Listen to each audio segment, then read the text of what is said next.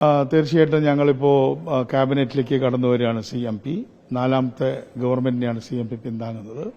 അതിൽ 3ാമത്തെ ക്യാബിനറ്റിലാണ് CMP അംഗമാകാൻ പോകുന്നത്. ഇതിന് മുമ്പുള്ള 2 ക്യാബിനറ്റിലും അന്നത്തെ ജനറൽ സെക്രട്ടറി ആയിട്ടുള്ള MP രാഘവനാണ് മന്ത്രിയായിരുന്നത്, മെമ്പറായിരുന്നത്. വകുപ്പിനെ സംബന്ധിച്ച് ഞങ്ങൾ ആവശ്യപ്പെട്ടുള്ളത് കോഓപ്പറേറ്റീവും അതുപോലെ തന്നെ അദ്ദേഹം തന്നെ കൈകാര്യം ചെയ്ത പോർട്ടുമാണ്. പക്ഷെ അതിനെ സംബന്ധിച്ച് ഡിസ്കഷൻ വേണ്ടി വന്നിരിക്കുന്നു. അപ്പോൾ ആ വകുപ്പുകൾ തമ്മിലുള്ള ഡിസ്കഷൻ CM ഡെസിഗ്നേറ്റുമായിട്ട് ഇന്നലെ നടന്നു. KPCC പ്രസിഡന്റ് ഉണ്ടായിരുന്നു. അപ്പോൾ KPCC പ്രസിഡന്റും CM ഡെസിഗ്നേറ്റുമായിട്ട് VD സതീശൻ അവர்களுമായിട്ടുള്ള സംസാരം തുടരുകയാണ്. അപ്പോൾ അത് ഇന്ന് അവരുടെ ലിസ്റ്റ്, ക്യാബിനറ്റിന്റെ ലിസ്റ്റ് രാജ്ഭവനിലേക്ക് ഉടനെ തന്നെ ഒരുപക്ഷെ എത്തിക്കാണും, എനിക്ക് കറക്റ്റായിട്ട് അറിഞ്ഞുകൂടാ. എന്തായാലും അതിന്റെ ഫോർമാലിറ്റി അതാണ്.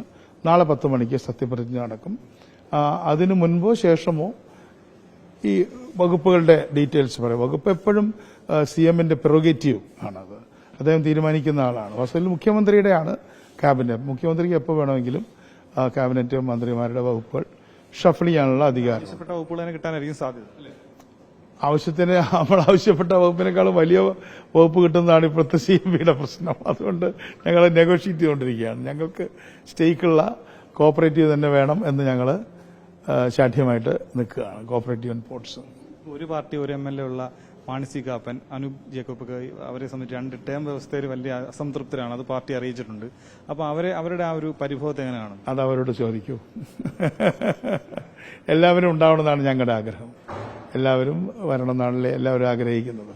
പക്ഷേ അത് അവരോട് കോൺഗ്രസ് എന്താ പറഞ്ഞിട്ടുള്ളതിന്റെ ഡീറ്റെയിൽസ് എനിക്ക് അറിഞ്ഞൂടാ. ഓക്കെ, ഒരു ഘടകകക്ഷിയാണ്. ഇപ്പോൾ G. സുധാകരനെ സംബന്ധിച്ച് അദ്ദേഹത്തിന് G. സുധാകരൻ അങ്ങ് നേരിട്ട് ഒന്ന് കണ്ടിരുന്നു ആലപ്പുഴയിൽ. സുധാകരനെ സംബന്ധിച്ച് അദ്ദേഹത്തെ എപ്പോഴെങ്കിലും ക്യാബിനറ്റിൽ ഇപ്പോൾ ആദ്യഘട്ടത്തിൽ അല്ലെങ്കിൽ പിന്നീട് പരിഗണിക്കുന്നതായിട്ട് മുന്നണിയിൽ എന്തെങ്കിലും ചർച്ചയായിട്ടുണ്ടോ? ഇതുവരെയായിട്ട് ഞാൻ അറിയുന്ന തരത്തിലുള്ള ചർച്ചകൾ ഉണ്ടായിട്ടില്ല. G. സുധാകരനെ സംബന്ധിച്ചുള്ള അദ്ദേഹം സീനിയർ ആയിട്ടുള്ള കേരള രാഷ്ട്രീയത്തെ ഏറ്റവും പിണറായി വിജയനോളം സീനിയർ ആയിട്ടുള്ള ലീഡറാണ്. അദ്ദേഹവുമായിട്ട് KC വേണുഗോപാൽ, രമേശ് ചെന്നിത്തല, VD സതീശൻ അവരാണ് ആലപ്പുഴയിൽ നിന്ന് അന്ന് ഡിസ്കസ് ചെയ്തിട്ടുള്ളത്.